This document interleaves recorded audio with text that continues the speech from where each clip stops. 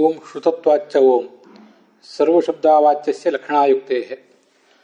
ಬ್ರಹ್ಮ ಯಾವ ಶಬ್ದದಿಂದಲೂ ವಾಚ್ಯನಾಗದೆ ಹೋದರೆ ಅವನಲ್ಲಿ ಲಕ್ಷಣ ಮಾಡುವುದು ಕೂಡ ಸಾಧ್ಯ ಇಲ್ಲ ಅಂತ ಆಚಾರ್ಯರ ಸೂತ್ರ ಭಾಷ್ಯದ ವಾಕ್ಯದ ತತ್ವಪ್ರಕಾಶಕ ಅದರ ವಿವರಣೆ ನಾವೀಗ ನೋಡ್ತಾ ಇದ್ದೀವಿ.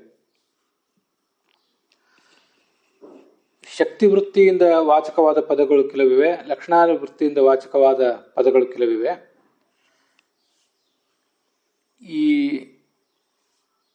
ಅದ್ವೈತಿಗಳು ಹೇಳುವಂತೆ ಬ್ರಹ್ಮ ಎಂಬ ಪದ ಮಾತ್ರ ಶಕ್ತಿ ವೃತ್ತಿಯಿಂದ ಬ್ರಹ್ಮನನ್ನು ಹೇಳ್ತದೆ. ಸತ್ಯ, ಜ್ಞಾನ, ಅನಂತ ಇತ್ಯಾದಿ ಎಲ್ಲ ಶಬ್ದಗಳು ಕೂಡ ಲಕ್ಷಣದಿಂದ ಬ್ರಹ್ಮನನ್ನು ಹೇಳ್ತವೆ ಅಂತ ಅಭಿಪ್ರಾಯ ವಾದದಲ್ಲಿ ಮಂಡಿತ ಆದಾಗ ಅದು ಹಾಗಲ್ಲ. ಅವೆರಡಕ್ಕೂ ವ್ಯತ್ಯಾಸ ಏನಿಲ್ಲ. ಲಕ್ಷಣ ಪದಾನಾಮಪಿ ಲಕ್ಷ್ಯಗತ ವಿಶೇಷ ಅವಲಂಬನೆಯ ವಾಚಕತ್ವ ಉಪಪತ್ತೇ.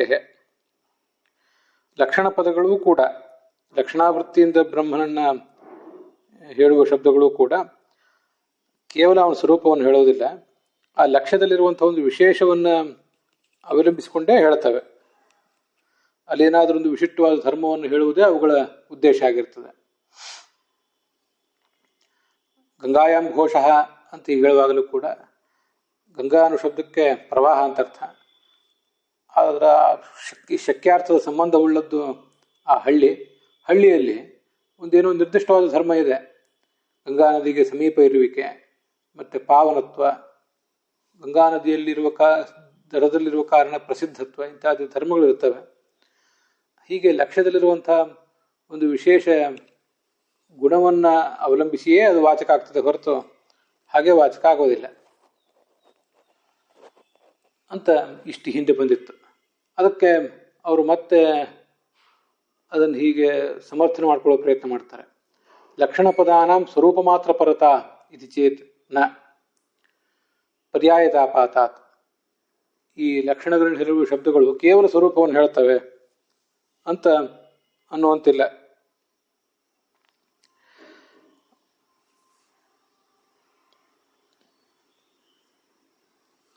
ಯಾಕೆಂದರೆ ಅವರು ಅದ್ವೈತದ ಅಭಿಪ್ರಾಯದಂತೆ ಬ್ರಹ್ಮ ನಿರ್ಗುಣ ಅವಾಚ್ಯ ಅಂತ ಹೀಗೆ ಪ್ರಮಾಣ ಸಿದ್ಧ ಆಗಿದೆ.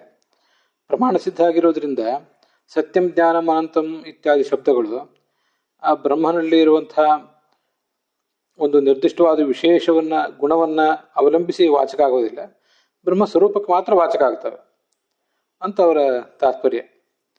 ಅವರು ಪ್ರಶ್ನೆ ಮಾಡುವವರ ಆಕ್ಷೇಪ ಮಾಡುವವರ ತಾತ್ಪರ್ಯ ಈ ಥರ. ಈಗಾಗಲೇ ಬ್ರಹ್ಮ ನಿರ್ಗುಣ ಅಂತ ಸಿದ್ಧ ಆಗಿದೆ, ಅವಾಚ್ಯ ಅಂತನೂ ಸಿದ್ಧ ಆಗಿದೆ ಅಂತ ಅವರ ಸಿದ್ಧಾಂತದ ನಿಷ್ಠೆಯಿಂದ ಅವರು ಈ ಥರ ಪ್ರಶ್ನೆ ಮಾಡ್ತಿದ್ದಾರೆ. ಇತ್ತೀಚೆಯನ್ನ ಪರ್ಯಾಯ ತಾಪ ಅವೆಲ್ಲ ಶಬ್ದಗಳು ಕೂಡ ಪರ್ಯಾಯ ಆಗಬೇಕಾದೀತು. ಪ್ರತಿಯೊಂದು ಶಬ್ದವೂ ಕೂಡ ಕೇವಲ ಸ್ವರೂಪವನ್ನೇ ಹೇಳುವುದಾದರೆ ಆವಾಗ ಘಟ, ಕಲಶ ಮೊದಲಾದ ಶಬ್ದಗಳು ಹೇಗೆ ಪರ್ಯಾಯ ಪದ ಆಗ್ತಾವ, ಹಾಗೆ ಬ್ರಹ್ಮ ಅನ್ನೋ ಶಬ್ದವು ಕೂಡ ಈ ಸತ್ಯ, ಜ್ಞಾನ, ಅನಂತ ಇತ್ಯಾದಿ ಶಬ್ದಗಳು ಕೂಡ ಪರ್ಯಾಯವೇ ಆಗಬೇಕಾದಿತ್ತು. ಪರ್ಯಾಯಿಣೈವ ಪ್ರಯೋಗ ಸ್ಯಾತ್ ಸಹ ಪ್ರಯೋಗೋ ನ ಸ್ಯಾತ್. ಈ ಅಭಿನವ ಚಂದ್ರಿಕಾ ಟಿಪ್ಪಣಿಯಲ್ಲಿ ಅವುಗಳನ್ನು ಬೇರೆ ಬೇರೆ ಸಂದರ್ಭದಲ್ಲೇ ಪ್ರಯೋಗ ಮಾಡಬೇಕೇ ಹೊರತು ಒಂದೇ ವಾಕ್ಯದಲ್ಲಿ ಅವೆರಡನ್ನೂ ಪ್ರಯೋಗ ಮಾಡಲಿಕ್ಕೆ ಸಾಧ್ಯ ಇಲ್ಲ ಅಂತ ಅರ್ಥ. ಸಹ ಪ್ರಯೋಗ ಅಂದರೆ ಒಂದೇ ಪ್ರಯೋಗದಲ್ಲಿ, ಒಂದೇ ವಾಕ್ಯದಲ್ಲಿ.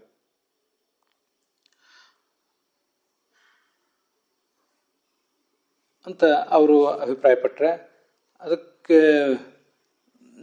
ಅಲ್ಲ, ಇದನ್ನು ನಾವು ಹೇಳಿದ್ದು ಪರ್ಯಾಯ ತಾಪಾತ ಎಲ್ಲ ಶಬ್ದಗಳು ಕೂಡ ಪರ್ಯಾಯ ಆಗಬೇಕಾದಿತ್ತು ಅಂತ. ಅದಕ್ಕೆ ಅವ್ರು ಹೇಳುವ ಪ್ರಯತ್ನ ಮತ್ತೊಂದು ಸಮಾಧಾನ, ಪ್ರಯೋಜನ ಬಾಹುಲ್ಯಾತ್ ಅಪರ್ಯಾಯತ. ಅವು ಯಾವೂ ಕೂಡ ಪರ್ಯಾಯ ಶಬ್ದಗಳಲ್ಲ, ಅವು ಯಾವ ಶಬ್ದವು ವ್ಯರ್ಥಗಳಲ್ಲ, ಸತ್ಯ, ಜ್ಞಾನ, ಅನಂತ ಇತ್ಯಾದಿಗಳು. ಯಾಕೆಂದರೆ ಪ್ರಯೋಜನ ಬಾಹುಲ್ಯಾತ್. ಆ ಥರ ಸತ್ಯ, ಜ್ಞಾನ, ಅನಂತ ಇತ್ಯಾದಿ ಅನೇಕ ಶಬ್ದಗಳನ್ನು ಪ್ರಯೋಗ ಮಾಡಲಿಕ್ಕೆ ಬೇರೆ ಬೇರೆ ಪ್ರಯೋಜನಗಳಿವೆ. ಆ ಬೇರೆ ಬೇರೆ ಪ್ರಯೋಜನ ಇರುವುದರಿಂದ ಅವು ಯಾವ ಕೂಡ ಪರ್ಯಾಯ ಅಲ್ಲ. ಅದೇನು ಪ್ರಯೋಜನ ಅಂದರೆ, ಈ ಸತ್ಯ ಅನ್ನುವ ಶಬ್ದ ಬ್ರಹ್ಮನಲ್ಲಿ ಸತ್ಯತ್ವವನ್ನು ಹೇಳೋದಿಲ್ಲ ಹೊರತು ಅಸತ್ಯದಿಂದ ವ್ಯಾವೃತ್ತಿಯನ್ನು ಹೇಳ್ತದೆ. ಅಸತ್ಯಕ್ಕಿಂತ ಭಿನ್ನ ಅಂತ ಅರ್ಥ. ವ್ಯಾವೃತ್ತಿ ಅಂದರೆ ಭೇದ, ವ್ಯಾವೃತ್ತ ಅಂದರೆ ಭಿನ್ನ. ಹೀಗೆ ಜ್ಞಾನ ಅಂತನ್ನುವುದು ಅಜ್ಞಾನಕ್ಕಿಂತ ಭೇದವನ್ನು ಹೇಳ್ತದೆ. ಆನಂದ ಅನ್ನುವುದು ಅನಾನಂದಕ್ಕಿಂತ, ದುಃಖಕ್ಕಿಂತ ಭೇದವನ್ನು ಹೇಳ್ತದೆ. ಹೀಗೆ ಅವೆಲ್ಲವೂ ಕೂಡ ಒಂದು ನಿರ್ದಿಷ್ಟವಾದ ಪ್ರಯೋಜನವನ್ನು ಅವಲಂಬಿಸಿವೆ. ಆದ್ದರಿಂದ ಅವುಗಳಿಗೆ ಪರ್ಯಾಯತ ಇಲ್ಲ ಅಂತ. ಅಭಿನವ ಚಂದ್ರಿಕಾ ಟಿಪ್ಪಣಿಯಲ್ಲಿ ಸತ್ಯಜ್ಞಾನಾದಿ ಪದಾನಾಂ ಅನೃತಾದಿ ವ್ಯಾವೃತ್ತಿ ಜ್ಞಾಪನ ರೂಪ ಪೃಥಕ್ ಪೃಥಕ್ ಪ್ರಯೋಜನ ಸದ್ಭಾವಾತ್. ಅನೃತ ಅಂದ್ರೆ ಅಸತ್ಯ, ಆ ಅಸತ್ಯ ಮೊದಲಾದದ್ದು. ಅಂದ್ರೆ ಸತ್ಯ ಅನ್ನೋ ಶಬ್ದ ಅಸತ್ಯಕ್ಕಿಂತ ಭಿನ್ನ ಅನ್ನೋದನ್ನ ಹೇಳ್ತದೆ. ಹೀಗೆ ಒಂದೊಂದು ಶಬ್ದಕ್ಕೂ ಒಂದೊಂದು ಪ್ರಯೋಜನ. ಸತ್ಯ, ಜ್ಞಾನ ಇತ್ಯಾದಿ ಶಬ್ದಗಳು, ಹಾಗೆ ಅನೃತ ಆದಿಗಳು, ಅನೃತ, ಅನಾನಂದ ಇತ್ಯಾದಿಗಳು. ವ್ಯಾವೃತ್ತಿ ಜ್ಞಾಪನ, ಆ ವ್ಯಾವೃತ್ತಿ ಅಂದರೆ ಭೇದವನ್ನು ಜ್ಞಾಪನ ಮಾಡುವುದು, ತಿಳಿಸುವುದು ಅನ್ನೋದೊಂದು ಪೃಥಕ್ ಪೃಥಕ್ ಪ್ರಯೋಜನ. ಈ ಶಬ್ದಕ್ಕೊಂದು ಪ್ರಯೋಜನ, ಆ ಶಬ್ದಕ್ಕೊಂದು ಪ್ರಯೋಜನ. ಆದ್ದರಿಂದ ಸಹ ಪ್ರಯೋಗ, ಒಂದೇ ವಾಕ್ಯದಲ್ಲಿ ಆ ಎಲ್ಲ ಶಬ್ದಗಳನ್ನು ಹೇಳಿರುವುದು ಅಗತ್ಯನೇ ಆಗಿದೆ. ಯಾಕೆಂದ್ರೆ ಬ್ರಹ್ಮ ಎಂಥವನು ಅಂತ ತಿಳಿಸ್ಬೇಕಾಗಿದೆ. ಅದ್ವೈತದ ದೃಷ್ಟಿಯಿಂದಲೂ ಕೂಡ ಬ್ರಹ್ಮನ ಸ್ವರೂಪ ಎಂಥದ್ದು ಅಂತ ಶಿಷ್ಯರಿಗೆ ತಿಳಿಸಬೇಕಾದ ಅಗತ್ಯ ಇದೆ. ಆದ್ದರಿಂದ ಬ್ರಹ್ಮ ಅನೃತಕ್ಕಿಂತ, ಅಸತ್ಯಕ್ಕಿಂತ ಭಿನ್ನ, ಅನಾನಂದಕ್ಕಿಂತ ಭಿನ್ನ ಅಂತ ಹೀಗೆಲ್ಲ ಭೇದವನ್ನು ಅವನಲ್ಲಿ ತಿಳಿಸ್ಬೇಕಾಗಿದೆ. ಆ ಭೇದವನ್ನು ತಿಳಿಸುವ ಉದ್ದೇಶ ಇರೋದ್ರಿಂದ ಅದ್ಯಾವುದು ಕೂಡ ವ್ಯರ್ಥ ಅಲ್ಲ ಅಂತ ಅವರ ತಾತ್ಪರ್ಯ. ಅದಕ್ಕೆ ವಾಚ್ಯ ವಿಶೇಷರಾಹಿತ್ಯೆ ಪ್ರಯೋಜನ ಶತೇನಾಪಿ ಪರ್ಯಾಯತ ಅಪರಿಹಾರಾತ್. ಒಂದು ಎರಡು ಅಥವಾ ಮೂರು ನಾಲ್ಕು ಈ ಶಬ್ದಗಳು ಅವು ಪರ್ಯಾಯ ಆಗಬಾರದು ಅಂತಿದ್ರೆ ಅವು ಏನಾದರೂ ಒಂದು ನಿರ್ದಿಷ್ಟ ವಾಚ್ಯದಲ್ಲಿ, ಅಂದರೆ ವಾಚ್ಯ ಅಂದರೆ ಹೇಳಲ್ಪಡುವ ವಸ್ತುವಿನಲ್ಲಿ ಏನಾದರೂ ಒಂದು ವಿಶೇಷ ಗುಣಧರ್ಮವನ್ನು ನಾವು ಹೇಳಲೇಬೇಕು. ಆ ವಿಶೇಷ ಗುಣಧರ್ಮವನ್ನು ನಾವು ಹೇಳದೇ ಹೋದರೆ ಒಂದು 100 ಪ್ರಯೋಜನ ಇದ್ರೂ ಕೂಡ ಅವು ಪರ್ಯಾಯ ಅಂತ ಅನ್ನೋದನ್ನು ತಪ್ಪಿಸ್ಲಿಕ್ಕೆ ಬರೋದಿಲ್ಲ. ಆ ಥರ ಅನೇಕ ಶಬ್ದಗಳನ್ನು, ಏನೂ ಗುಣಧರ್ಮವನ್ನು ಹೇಳುವ ಉದ್ದೇಶ ಇಲ್ಲದೆ ಇದ್ರೂ ಕೂಡ ಅನೇಕ ಶಬ್ದಗಳನ್ನು ಹೇಳುವುದರಿಂದ ಸಾವಿರಾರು ಪ್ರಯೋಜನಗಳಿರಬಹುದು ಆಯಾ ವ್ಯಕ್ತಿಗಳಿಗೆ, ಕೇಳುವವರಿಗೂ ಹೇಳುವವರಿಗೂ. ಆದರೆ ಅವು ಪರ್ಯಾಯ ಮಾತ್ರ ಆಗೇ ಆಗ್ತವೆ. ಆ ಪರ್ಯಾಯತ್ವವನ್ನು ತಪ್ಪಿಸ್ಲಿಕ್ಕೆ ಬರೋದಿಲ್ಲ ಅಂತ ಅದರ ಅಭಿಪ್ರಾಯ. ಸತ್ಯಾದಿ ಪದಾನಾಂ ಬ್ರಹ್ಮಣಿ ಅರ್ಥ ವಿಶೇಷ ಸಮರ್ಪಕತ್ವ ಅಭಾವೇ. ಅಭಿನವ ಚಂದ್ರಿಕಾದಲ್ಲಿ ಸತ್ಯ ಮೊದಲಾದ ಪದಗಳು ಬ್ರಹ್ಮನಲ್ಲಿ ಅರ್ಥ ವಿಶೇಷ, ಅಂದರೆ ಒಂದೊಂದು ಶಬ್ದದಿಂದ ವಾಚ್ಯವಾಗಬೇಕಾದ ಒಂದೊಂದು ಅರ್ಥ ವಿಶೇಷ, ಅದನ್ನು ಸಮರ್ಪಿಸುವುದು ಅಂದರೆ ತಿಳಿಸುವುದು. ಅದಿಲ್ಲದೆ ಹೋದರೆ ಅನೃತಾದಿ ವ್ಯಾವೃತ್ತಿ ರೂಪ ಪ್ರಯೋಜನ ಅಸಿದ್ಧ. ಈ ಬ್ರಹ್ಮನಲ್ಲಿ ಸತ್ಯತ್ವ ಅನ್ನೋ ಗುಣವನ್ನು ಅದು ತಿಳಿಸದೆ ಹೋದರೆ, ಆನಂದತ್ವ ಅನ್ನೋ ಗುಣವನ್ನು ಅದು ತಿಳಿಸದೆ ಹೋದರೆ ಅದು ಅನಾನಂದಕ್ಕಿಂತ ಭಿನ್ನ ಅಂತ ಗೊತ್ತಾಗೋದು ಹೇಗೆ? ಹಾಗೆ ಅಜ್ಞಾನಕ್ಕಿಂತ ಅದು ಭಿನ್ನ ಅಂತ ಗೊತ್ತಾಗೋದು ಹೇಗೆ? ಅಸತ್ಯಕ್ಕಿಂತ ಭಿನ್ನ ಅಂತ ಗೊತ್ತಾಗೋದು ಹೇಗೆ? ವ್ಯಾವೃತ್ತಿ ಜ್ಞಾಪನ ರೂಪ ಪ್ರಯೋಜನ ಅಸಿದ್ಧ. ಪ್ರಯೋಜನ ಅನುಸಂಧಾನೇ ಅಪಿ. ನೀವಂಥ ಪ್ರಯೋಜನ, 100 ಪ್ರಯೋಜನಗಳನ್ನು ನೀವು ಅಲ್ಲಿ ಇಟ್ಕೊಂಡ್ರೂ ಕೂಡ ಸಹ ಪ್ರಯೋಗೋ ನೇತ್ಯರ್ಥ. ಆದ್ದರಿಂದ ಅದನ್ನು ಒಟ್ಟಿಗೆ ಪ್ರಯೋಗ ಮಾಡಲಿಕ್ಕೆ ನಿಮಗೆ ಸಾಧ್ಯ ಆಗೋದೇ ಇಲ್ಲ ಅಂತ ಅದರ ತಾತ್ಪರ್ಯ. ಈ ನಾವೇನು ಅಭಿನವ ಚಂದ್ರಿಕಾ ಟಿಪ್ಪಣಿಯಲ್ಲಿ ಅನೃತಾದಿ ವ್ಯಾವೃತ್ತಿ ರೂಪ ಪ್ರಯೋಜನ ಅಸಿದ್ಧ ಅಂತಲೇ ಇದೆ. ಏನಾದ್ರು ಪ್ರಯೋಜನ ಸಿದ್ಧ ಅಂತ ಏನಾದರೂ ಇತ್ತೇನೋ ಅಂತ ನಂಗೆ ಸಂಶಯ ಇದೆ. 2 ಥರ ಇಟ್ಕೊಂಡ್ರೂ ಅರ್ಥ ಹೇಳಲಿಕ್ಕೆ ಬರ್ತದೆ ಅಂತ ನನಗೆ ಅನಿಸ್ತು. ಅದರಿಂದ ಎರಡನ್ನೂ ಹೇಳ್ತಾ ಇದ್ದೇನೆ. ಈ ಸತ್ಯ, ಜ್ಞಾನ, ಅನಂತ ಇತ್ಯಾದಿ ಶಬ್ದಗಳು ಬ್ರಹ್ಮನಲ್ಲಿ ಸತ್ಯತ್ವ, ಆನಂದತ್ವ, ಹಾಗೆ ಜ್ಞಾನತ್ವ ಇತ್ಯಾದಿ ಗುಣಗಳನ್ನು ಹೇಳದೆ ಹೋದರೆ ಭೇದ ಸಿದ್ಧ ಆಗೋದು ಹೇಗೆ? ಘಟವು ಪಟಕ್ಕಿಂತ ಭಿನ್ನ ಆಗೋದು ಹೇಗೆ? ಪಟದಲ್ಲಿ ಇಲ್ಲದೇ ಇರುವ ಧರ್ಮ ಘಟತ್ವ ಅನ್ನೋದು ಘಟದಲ್ಲಿ ಇರುವುದರಿಂದ ಅದು ಭಿನ್ನ ಅಂತ ಸಿದ್ಧ ಆಗೋದು. ಅದೇ ಥರ ಇಲ್ಲಿಯೂ ಕೂಡ ಬ್ರಹ್ಮ ಅನ್ನುವುದು ಅಸತ್ಯಕ್ಕಿಂತ ಭಿನ್ನ ಆಗಬೇಕಾದ್ರೆ ಅದ್ರ ಸತ್ಯತ್ವ ಇರಲೇಬೇಕು. ಆ ಸತ್ಯತ್ವ ಇಲ್ಲದೆ ಹೋದರೆ ಅದು ಅಸತ್ಯಕ್ಕಿಂತ ಭಿನ್ನ ಆಗುವುದು ಹೇಗೆ? ವ್ಯಾವೃತ್ತಿ ರೂಪ ಪ್ರಯೋಜನ ಅನ್ನುವುದೇ ಸಿದ್ಧ ಆಗೋದಿಲ್ಲ. ಅದರಿಂದ ಪ್ರಯೋಜನ ಅಸಿದ್ಧ ಅಂತ ಅರ್ಥ. ಇದು ನಮ್ಮ ಅಭಿಪ್ರಾಯ. ಇನ್ನು ಪ್ರಯೋಜನ ಸಿದ್ಧ ಅಂತ ಒಂದು ವೇಳೆ ಅಲ್ಲಿ ಏನಾದರೂ ಇದ್ದರೆ, ಪ್ರಯೋಜನ ಸಿದ್ಧ ಪ್ರಯೋಜನ ಶತಾನುಸಂಧಾನೇಪಿ, ನಾನು ಈಗ ಮೊದಲು ಹೇಳಿದ್ದು ನಮ್ಮ ಅರ್ಥ. ಬ್ರಹ್ಮನಲ್ಲಿ ಸತ್ಯತ್ವವನ್ನು ಅದು ತಿಳಿಸದೆ ಹೋದರೆ ಅಸತ್ಯಕ್ಕಿಂತ ಭಿನ್ನ ಅಂತ ತಿಳಿಸ್ಲಿಕ್ಕೆ ಬರುವುದೇ ಇಲ್ಲ, ಪ್ರಯೋಜನವೇ ಸಿದ್ಧ ಆಗೋದಿಲ್ಲ. ಇದು ವಸ್ತುಸ್ಥಿತಿ. ಆದರೆ ಅವರ ದೃಷ್ಟಿಯಿಂದ ಪ್ರಯೋಜನ ಸಿದ್ಧ ಆಗ್ತದೆ ಅಂತ ಏನೋ ಒಂದು ಅಪೇಕ್ಷೆ ಇದೆ ಅವರಿಗೆ. ಅಸತ್ಯಕ್ಕಿಂತ ವ್ಯಾವೃತ್ತಿ, ಅಜ್ಞಾನಕ್ಕಿಂತ ವ್ಯಾವೃತ್ತಿ, ಅನಾನಂದಕ್ಕಿಂತ ವ್ಯಾವೃತ್ತಿ, ಅಂದರೆ ದುಃಖಕ್ಕಿಂತ ವ್ಯಾವೃತ್ತಿ. ಆ ವ್ಯಾವೃತ್ತಿಯನ್ನು ತಿಳಿಸುವುದೇ ಒಂದು ಪ್ರಯೋಜನ ಅಂತ ಅವರಿಗೆ ಅಭಿಮಾನ ಇದೆ. ಇನ್ನು ಗಮನಿಸಬೇಕು. ಮೊದಲು ಹೇಳಿದ್ದು ನಮ್ಮ ದೃಷ್ಟಿ ವಸ್ತುಸ್ಥಿತಿ, ಈಗ ಹೇಳ್ತಿರೋದು ಅವರ ದೃಷ್ಟಿಕೋನ. ಅಂಥ ಒಂದು ಪ್ರಯೋಜನ ಇದೆ ಅಂತ ಇಟ್ಕೊಂಡು ನೂರಾರು ಪ್ರಯೋಜನಗಳನ್ನು ನೀವು ಹೇಳಿದ್ರು ಅದೇನು ಉಪಯೋಗ ಇಲ್ಲ. ಯಾಕಂದರೆ ಅರ್ಥ ವಿಶೇಷ ಸಮರ್ಪಕತ್ವ ಅಭಾವೇ. ನಿರ್ದಿಷ್ಟ ಗುಣವನ್ನು ಬ್ರಹ್ಮನಲ್ಲಿ ಅದು ಹೇಳದೆ ಹೋದರೆ ಏನೂ ಉಪಯೋಗ ಇಲ್ಲ ಅಂತ ಅದರ ತಾತ್ಪರ್ಯ. ಅಂತ ಹೀಗೆ ಪ್ರಯೋಜನ ಅಸಿದ್ಧ ಪ್ರಯೋಜನ ಸಿದ್ಧ ಅಂತ ಎರಡನ್ನೂ ಕೂಡ ಇಟ್ಕೋಬಹುದು ಅಂತ ಕಾಣಿಸ್ತದೆ. ಬರೆದವ್ರ ತಾತ್ಪರ್ಯ ಏನಿತ್ತು ನಮ್ಗೆ ಗೊತ್ತಾಗೋದಿಲ್ಲ. ಅಂತೂ ಅನೇಕ ಕಡೆ ಈ ಮುದ್ರಣ ದೋಷಗಳು ಕಾಣಿಸ್ತಿರ್ತವೆ. ಆದರೂ ಅದನ್ನು ಈ ಥರ ಹೊಂದಿಸುವ ಪ್ರಯತ್ನ ಮಾಡಿದ್ದೇನೆ ಅಷ್ಟೆ. ಇದಕ್ಕೆ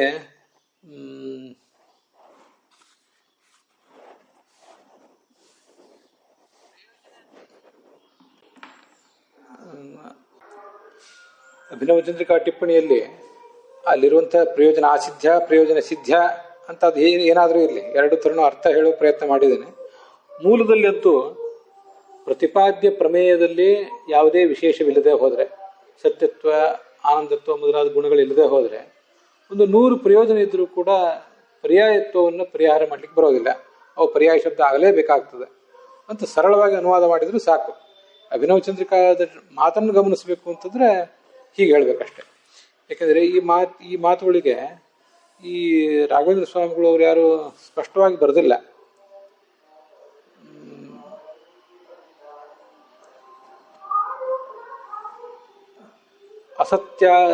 ಸತ್ಯಾದಿಪದಾನಾಂ ಅನೃತಾದಿ ವ್ಯಾವೃತ್ತಿ ಬೋಧ ಪ್ರಯೋಜನಂ ಅಸ್ತಿ ಇತಿ ಶಂಕತೆ ಅಂತ ಅಷ್ಟೇ ಸಂಕ್ಷಿಪ್ತವಾಗಿ ಬರೆದಿದ್ದಾರೆ. ಸ್ವಲ್ಪ ವಿಸ್ತರಿಸಿ ಬರೆದವರು ಅಭಿನವಚಂದ್ರಿಕಾ ಟಿಪ್ಪಣಿಕಾರರು, ಅದರಿಂದ ಅದನ್ನು ಹೇಳಿದೆ. ಆದರೂ ರಾಘವೇಂದ್ರ ಸ್ವಾಮಿ ಟಿಪ್ಪಣಿಯಲ್ಲಿ ಸತ್ಯಜ್ಞಾನಾದಿ ಕೇಪ್ಯೇವಂ ನವ್ಯಾವೃತ್ಯ ಪ್ರಯೋಜನಂ ವ್ಯಾವೃತ್ತಸ್ಯ ವಿಶೇಷತ್ವೇ ತದಖಂಡಂ ಚ ಖಂಡಿತಂ ಅಂತ ಈಗ ಅನುವ್ಯಾಖ್ಯಾನದ ಮಾತುಗಳನ್ನ ಇತ್ಯಾದಿಗಳನ್ನ ಹೇಳಿದ್ದಾರೆ. ಅದನ್ನೇನು ಇಲ್ಲಿ ನಾನು ಹೆಚ್ಚು ಹೇಳಲಿಕ್ಕೆ ಹೋಗಿಲ್ಲ. ಕೇವಲ ವ್ಯಾವೃತ್ತಿಯನ್ನು ಮಾಡಿದ್ರದ್ದೇನು ಉಪಯೋಗ ಇಲ್ಲ. ಯಾಕೆಂದರೆ ವ್ಯಾವೃತ್ತಸ್ಯ ಅವಿಶೇಷತ್ವೇ, ಆ ವ್ಯಾವೃತ್ತ ಅಂದರೆ ಭೇದವನ್ನು ಹೊಂದಬೇಕಾದಂತಹ, ಭಿನ್ನ ಆಗಬೇಕಾದಂಥ ಬ್ರಹ್ಮನಲ್ಲಿ ಸತ್ಯತ್ವ ಮತ್ತು ಜ್ಞಾನತ್ವ ಮೊದಲಾದ ಗುಣಗಳಿಲ್ಲದೆ ಹೋದರೆ ಆ ವ್ಯಾವೃತ್ತಿಯನ್ನು ಹೇಳಿಯೂ ಏನು ಉಪಯೋಗ ಇಲ್ಲ ಅಂತ ಅದನ್ನು ತಿಳಿಸಿದ್ದಾರೆ.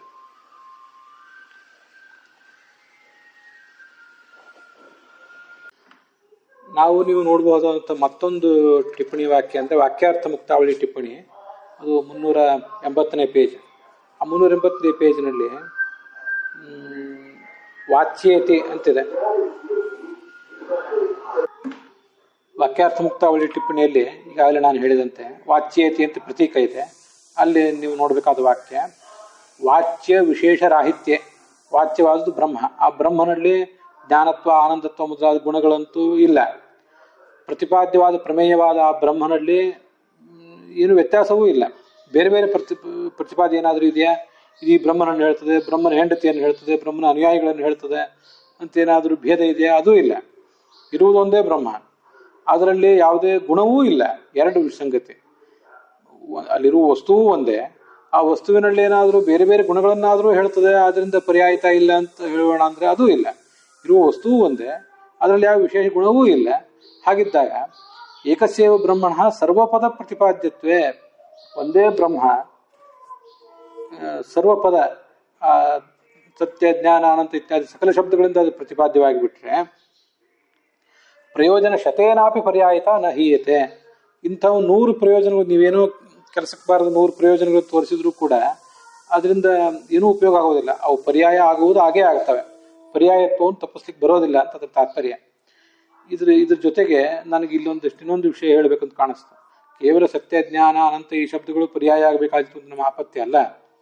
ಯಾಕೆ 10 ಉಪನಿಷತ್ತುಗಳು, 400 ವೇದಗಳು ಯಾಕೆ, ಬ್ರಾಹ್ಮಣ, ಆರಣ್ಯಕ, ಭಾಗವತ, ಭಾರತ ಇತ್ಯಾದಿಗಳು ಯಾಕೆ? ಎಲ್ಲವೂ ಕೂಡ ವ್ಯರ್ಥ ಆಗಬೇಕಾಗಿತ್ತು.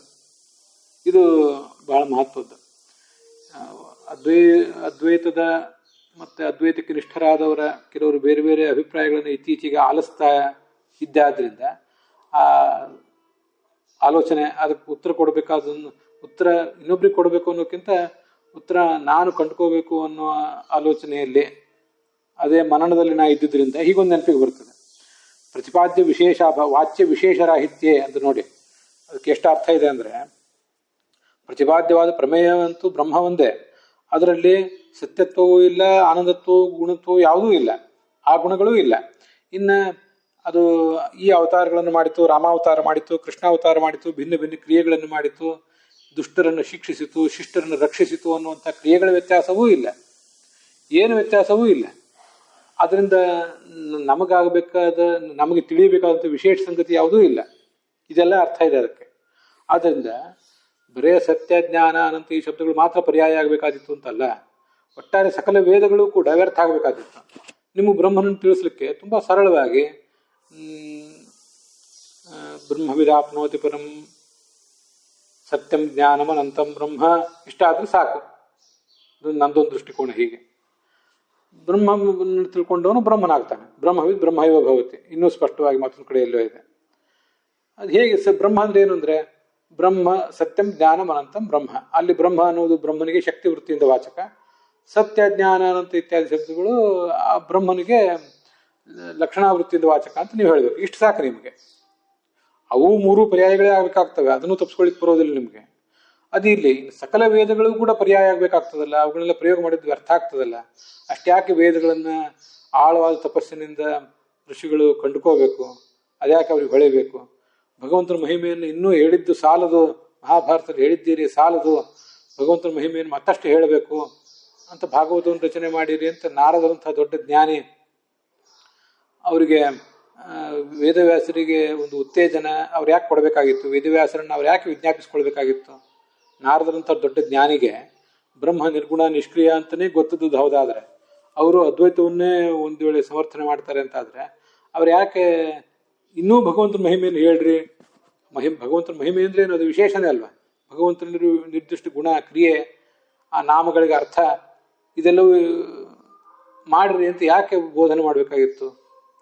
ಭಾರತ ವ್ಯರ್ಥ, ಮಹಾಭಾರತ ವ್ಯರ್ಥ, ಉಳಿದ ವೇದಗಳು ವ್ಯರ್ಥ. ಸತ್ಯ ಜ್ಞಾನ ಅನಂತ ಅವಂತೂ ಪರ್ಯಾಯನೇ ಆಗಬೇಕಾಗಿತ್ತು. ಅದನ್ನು ಇಲ್ಲಿ ಹೇಳಿದ್ದಾರೆ ಅಂತದ್ರ ತಾತ್ಪರ್ಯ.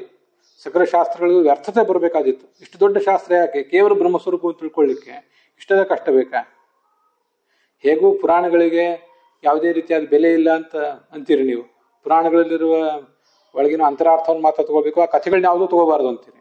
ಹಾಗಾದರೆ ಆ ಪರಬ್ರಹ್ಮ ರಾಮತ್ವೇನ ಕೃಷ್ಣತ್ವೇನ ಅವತಾರ ಮಾಡಿದ್ದು ಅಲ್ಲ, ಆ ಸಂದರ್ಭದಲ್ಲಿ ಯಾವ ಕ್ರಿಯೆಗಳನ್ನು ಅದು ಮಾಡಿದ್ದು ಅದೂ ಸುಳ್ಳು. ಸತ್ಯತ್ವ ಇಲ್ಲ, ಆನಂದತ್ವ ಇಲ್ಲ, ಅನಂತತ್ವ ಇಲ್ಲ, ಗುಣಗಳು ಈ ಆಯಾ ರೂಪದಿಂದ ಅವತಾರ ಮಾಡಿದ್ದಿಲ್ಲ. ಧಗರಿ ಶಾಸ್ತ್ರಗಳೆಲ್ಲ ಯಾಕೆ?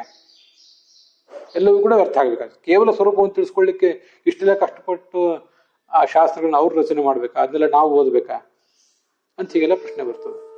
ಮುಂದೆ ಅಲ್ಲಿ ನಹಿ ಘಟ ಕರೀರಾದಿ ಶಬ್ದಾನಾಂ ಘಟ ಕರೀರ ಕೋಕಿಲ ಪಿಕ ಇತ್ಯಾದಿ ಪ್ರಯೋಗೆ.